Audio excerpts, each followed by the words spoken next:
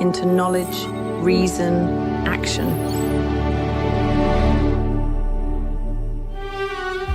They reveal patterns in complexity you could never see.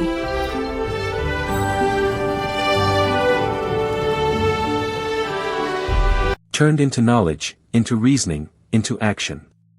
They reveal patterns we've never seen and reflect our cities back at us. That's how Jensen Huang opened. Poetic. But the real headline underneath it is brutally commercial. NVIDIA is no longer a GPU company. That's not my take, that's Jensen Huang's own words on the GTC Taipei stage.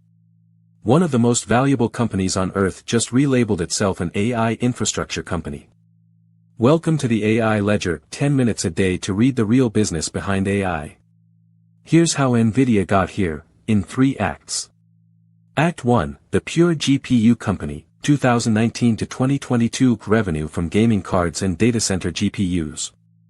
Act 2, the generative AI explosion, 2023 to 2025 ChatGPT blows demand wide open, H100, H200, Blackwell ship one after another, and data center revenue overtakes gaming. Act 3 is what they just declared, the AI infrastructure company. From 2026, they sell a whole AI factory, chips, interconnect, systems, software, agent tools, the operating platform. The key shift, the unit they sell goes from a single chip to an entire operable rack. That hits the revenue model harder than any product launch. At the June 1, 2026 keynote, Huang left almost no room for ambiguity. Per Benzinga, he said it flat out, NVIDIA has truly become an infrastructure company, not just a GPU company, not just a systems company. The market read it as a major signal, NVIDIA tearing off its own old label. He also declared that useful AI is here, and that we're moving from generative AI into the age of agentic AI, where your next prompt quietly runs thousands of steps of reasoning, retrieval, and tool calls. The business meaning is the point. NVIDIA just grabbed the power to define where this industry goes for the next decade, upgrading from chip supplier to standard setter. That kind of value rarely shows up in a valuation model. Vera Rubin. Vera Rubin is not one chip. Vera Rubin is not a GPU only. It starts with the GPU. But Vera Rubin is incredible. This entire thing is Vera Rubin. Vera Rubin isn't a chip, and it isn't just a GPU. It starts with the GPU, but the whole system, end to end, is Vera Rubin. How big is the spec jump? Per NVIDIA's disclosures, Rubin packs roughly 336 billion transistors, over 1.6x Blackwell's 208 billion, on TSMC's 3 nanometers process. Inference throughput in NVFP4 hits about 50 petaflops, 5x Blackwell. Memory tops out at 288 gigabytes of HBM4, around 22 terabytes per second of bandwidth, about 2.8x the previous generation. A new generation every single year is relentless pressure on rivals. Cloud players who keep scaling model sizes have almost no reason not to order. But that forces data center depreciation cycles to shorten, and hyperscaler capex curves only get steeper, structurally bullish for long-term demand. The real strategic headline is the first-ever Vera CPU. Per Serve the Home, it's NVIDIA's first fully in-house CPU core in nearly a decade. The old Grace CPU used ARM-licensed Neoverse V2 cores. Vera switches to 88 in-house Olympus ARM version 9.2 cores. NVIDIA claims Vera's IPC is about 1.5x Grace, with agentic sandbox performance around 1.88x.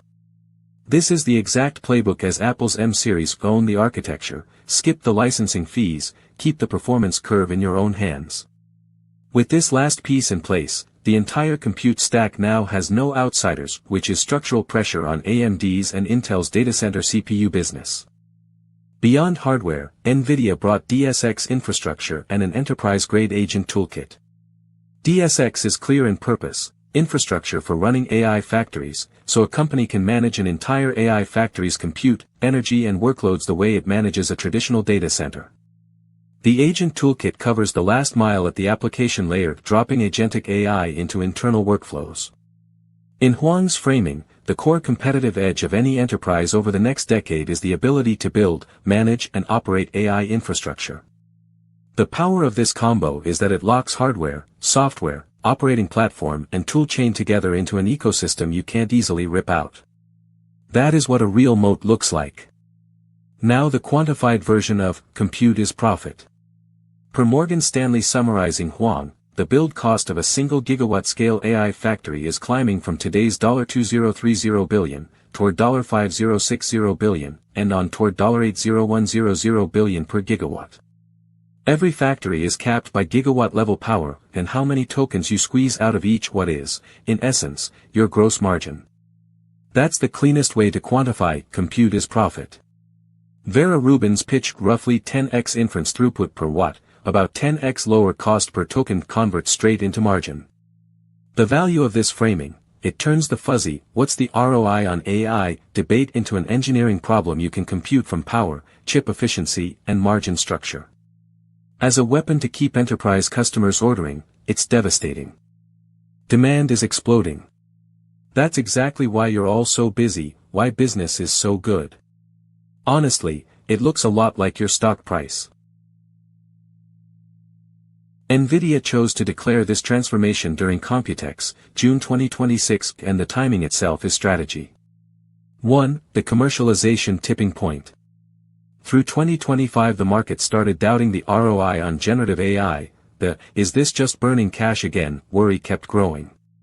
Huang answering with, compute is profit, an AI factory economics formula, and an agent toolkit is a direct rebuttal.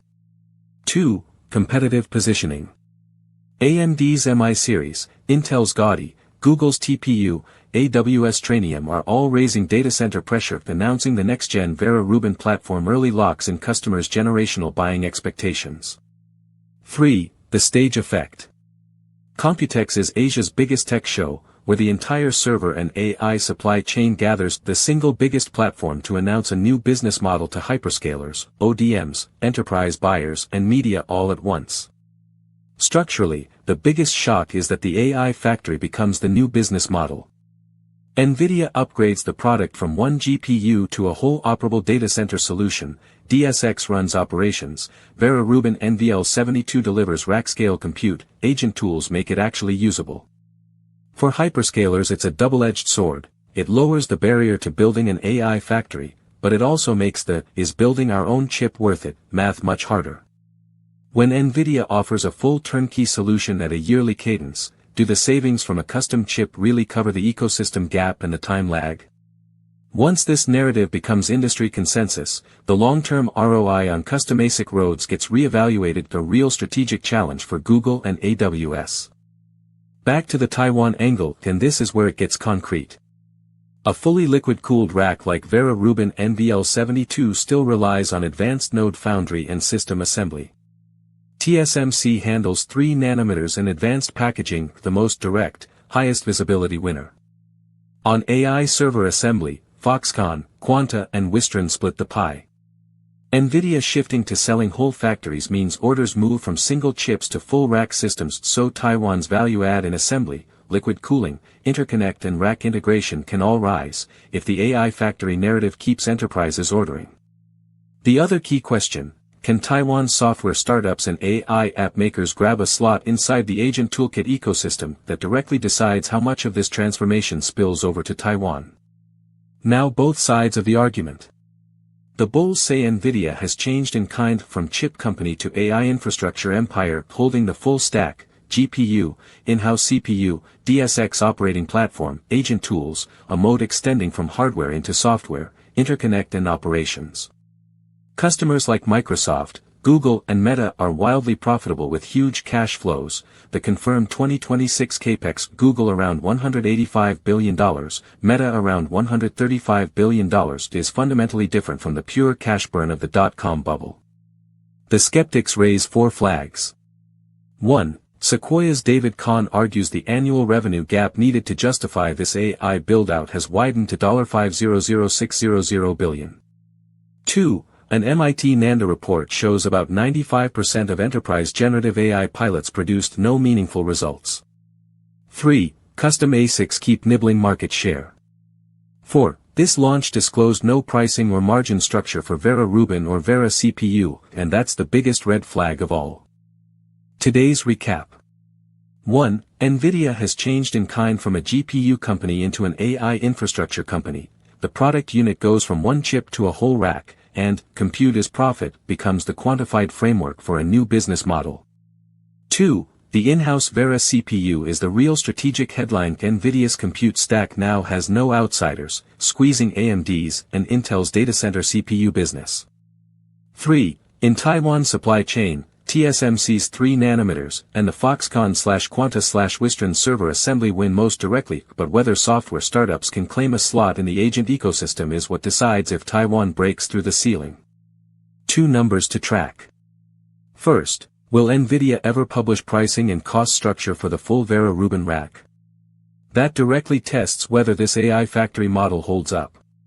Second, can enterprise agent adoption break past the 5% the MIT Nanda report describes? When those 2 numbers land, we'll know fast whether this is the real thing or just a pitch. If this was useful, hit like and subscribe and share this ledger with a friend who's also tracking AI. See you in the next one.